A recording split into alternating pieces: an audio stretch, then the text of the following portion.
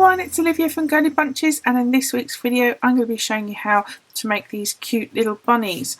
So you may have seen them on Pinterest as knitted versions, but I've made a crochet version, naturally.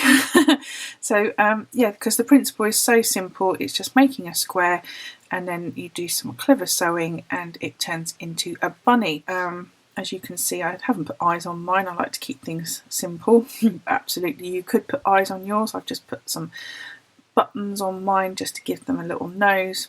Luckily I found this nice little triangle one, so it looks like a rabbit's nose. I've added a pom-pom, and the only difference in mine is that I've added a circle which I create separately and sewed that on, but as you can see, once you've sewn it on, it doesn't really show that it was a separate piece, but I just find that it makes everything stand up a bit nicer.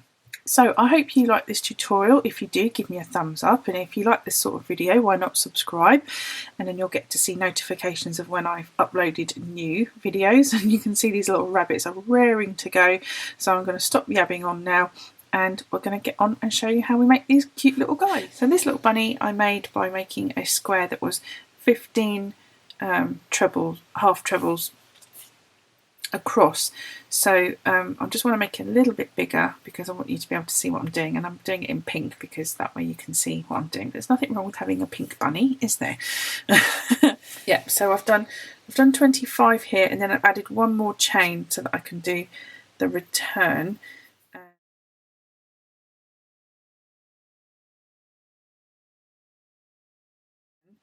So it'll end up with 25 stitches. So we've got 2 chains there, and into that third one along we're going to do the half treble. So remember, I am British and I use British terminology, so you might know that as a half double crochet, but I, like I said, use British terminology. Okay, if you don't know the difference, they're both the same stitch, and I've popped a link up here and in the description box down below to a video that explains the difference. Okay, so I am literally now just going to be making my way across doing half trebles, and we're just going to make a square out of that. So as soon as you've done your first row, measure how wide it is, and then that's the length that you then need to go upwards to make your square. Okay, I'll show you another way of doing that if you don't have a tape measure to hand to find out if it is square. And I'm going to speed this up, and when I get to the other end I'll show you how I get nice straight edges. Right, my method for getting nice straight edges, not that it really counts in this project actually, because you'll be sewing up the edges, but anyway, it's always nice to know. So I'm going to do 2 chains to replace a half treble, then I'll turn it around. Now you can start working into this one here, but what then you'll have is a gap. So what I do is into that same stitch there, I just do another half treble. Okay, so you're not adding to the row, because when you get to the other end, so I'm just doing, I'll show you when I get there, but I'm just literally just doing half trebles all the way along. Nothing difficult here, just very simple stitches. So this is a great project for beginners. I'll come back when I've got to the end. Okay, so some people get confused about where to stop, and what you want to do is you want to work all the way to the end, and you want to work into those stitches there on the end, which are 2 chains that we replaced our first half treble with. So we've just done that half treble into that second chain, and then again I'm going to chain 2, 1, 2, turn it around, and I'm going to do a half treble into that same stitch there. So it looks like you're doing 2 into 1, but actually you're just making sure you've got a nice straight edge there. Okay, so that's how I start off all of my rows. I use that method with double crochets and half trebles. I probably wouldn't use it for trebles because then you kind of get confused and it looks like you're adding stitches. But you could try it if you think that might help you. Do try that method. So I'm going to come back now when I have got myself a square of fabric using this making half trebles.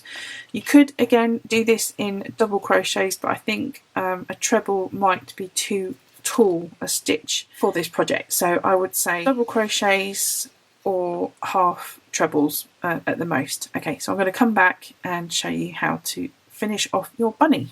Right then, so there we go, there is my square, and I can now fasten off this yarn. So I'm just going to give myself a bit of a tail end, nice decent tail end. So I can finish off this by just doing my little knot, which you just pull it through, and then when you get right down to the very end you just pull it nice and tight, and then that finishes that off. So I've got my rows completed to make my square, and I did say if you didn't have a tape measure to hand I would show you how you can work out if it's a square. You literally just fold corner to corner, and if you've got matching sides there, then you have got yourself a square. Now we need to start assembling this square to make it look like a bunny, and it's so simple. So what I want to do is just fold it over. I want to find my middle area, which is this row here. I'm just going to put my needle there just to give me a reminder as to where it is, and I'm going to fold it over this way because I want to find where my middle is here. So I'm just going to use my other needle to give me a pointer there. Okay, so I've just got myself a piece of yarn in the same colour that I've made this with, and I'm just going to attach that to that needle there. But what we need to do, you just need to weave some stitches across that middle bit, and I'm just going in and out of those half trebles that I've made. Right, now when I got to the other side, what we need to do now is we need to sew the same way up into that corner there, so diagonally. So I'm literally just going to go in and out wherever I can, making my way up to that middle point that we've marked off, like that. Now we need to do the same thing and weave our yarn diagonally until we reach this point here. Do it as best you can. These areas here are going to become the ears. So what you could do if you were feeling fancy, it's always nice to feel fancy, isn't it? What you could do is you could actually now at this point sew in some fabric liners, but that's, you know, that's extra, don't need to do that. Okay, I'm taking my hook, my needle off. Right, so I've got myself now some toy stuffing, and this is now going to become the head of our rabbit. So make sure you've got it nicely sort of into a nice sort of ball shape. I'll work that around a bit and then give it a nice rub around. And what we're going to do, I'll turn this back around, so you put your ball of toy stuffing in the middle of that triangle that we've made going across and those bits diagonally, and then you want to start pulling your two ends, and it's a little bit fiddly because you sort of need a third hand but you just want to push that toy stuffing into that crevice there, and that will form your rabbit's head, and at the same time make ears. Once you've got that nicely shaped, which I think I have, isn't that cute already? Look at that. You can see those ears, aren't they adorable? Okay, so now I'm going to sew that those two sides together, and that forms the head and the ears. So if you see what I mean, you could have put some lining, some fabric in there just to make them sort of fabric lined ears, just to tighten fasten those two ends together. And now what I'll do is I'll just take my darning needle, attach it to one of those ends, and now I can start to sew those two edges together to shore up that head part. And I will just take a stitch and all these ends, I'll just put a stitch in here up to that top between the ears, just to make sure that stuffing doesn't come out. So that shores that up nicely.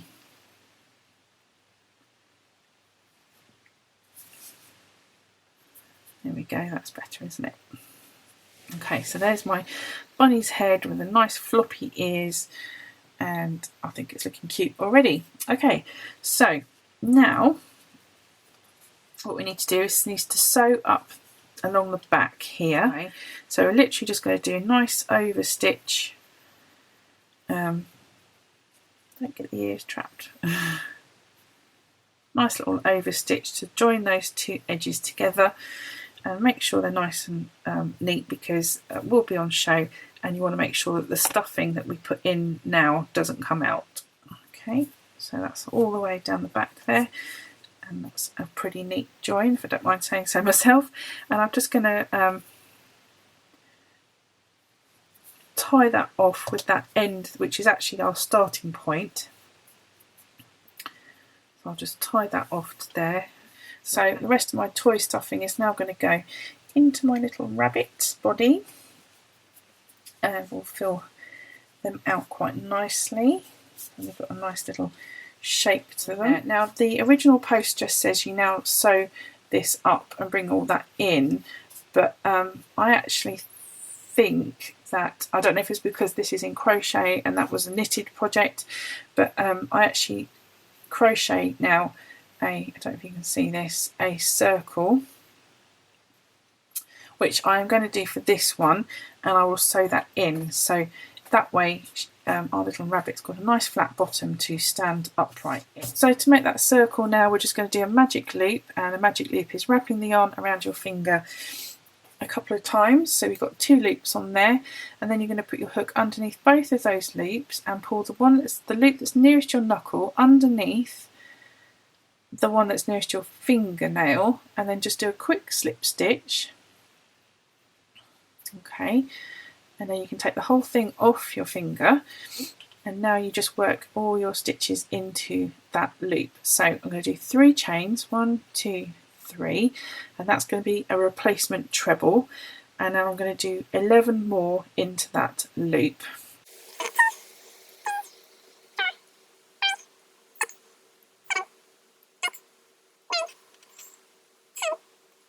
Okay, now I've got 12, and now what you do is you just pull that tail end, that end that's been cut, you just pull that, and that brings all of that around and makes a nice tight circle in the middle there. So that's ideal, especially if you're trying to cover up something that's got toy stuffing in it.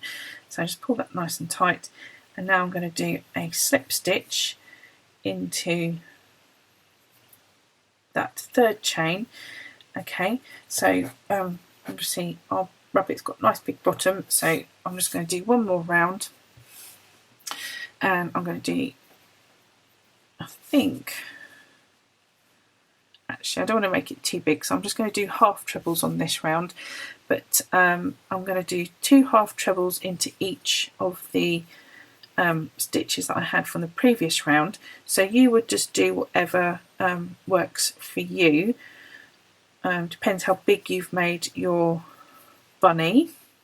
So I'm going to come back when I've done my 2nd round here, and I'll show you how to finish off your bunny. Finish the bottom, and I'm literally just now going to sew in these ends, because when you do use a magic loop, they can come undone unless you sew them in nice and tightly.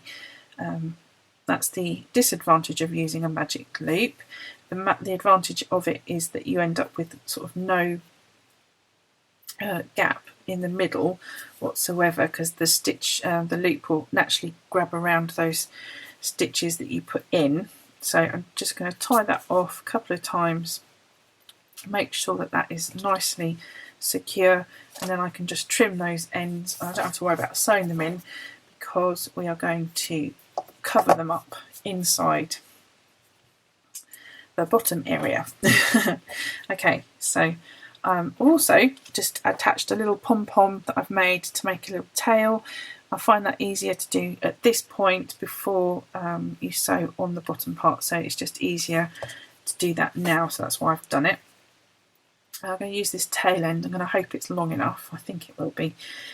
Now just to sew on my bunny's bottom.